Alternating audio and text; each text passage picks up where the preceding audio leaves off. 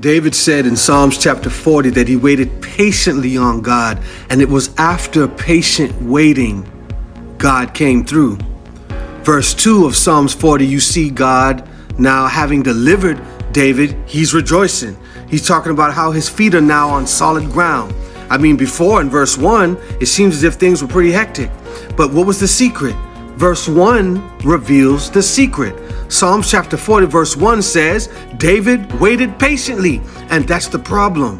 Many of us are going through things. Many of us are expressing a desire in God to deliver us, but we don't have the patience to wait on him. And when he don't come through, we go call the weed man.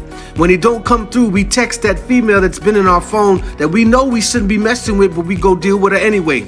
Many of us, when we don't have the patience to wait on God, we go jump into a man's face because we're looking for somebody to erase the pain when really the pain is there to help develop you so that you can learn to deal with the new levels that God is trying to get you to. But if every time you go through something and you run to the weed man, or you run to the man that's your dealer, you run to that woman that you're sleeping with, or that man that you're sleeping with, how are you going to develop trust in God?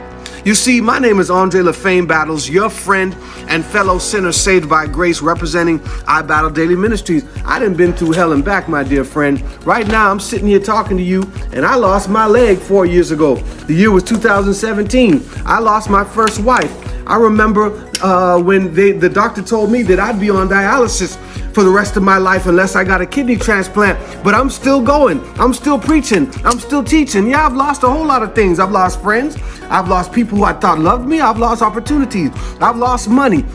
I've lost speaking engagements when a lot of things blew up in my face as a result of poor decisions. But I am locked in, and I am patiently waiting on God to deliver me into a place where I know he will deliver me. I ain't calling the weed man no more. I ain't calling the dude who I used to get my cocaine from no more. I ain't calling that woman to go lay up with her no more. I'm locked in. I'm waiting on Christ, because he is going to deliver me. Again, this is Andre Battles, your friend and fellow sinner, saved by grace and clothed in Christ's righteousness. As always, if this message has been a blessing to you, I'm going to ask you to do me a solid.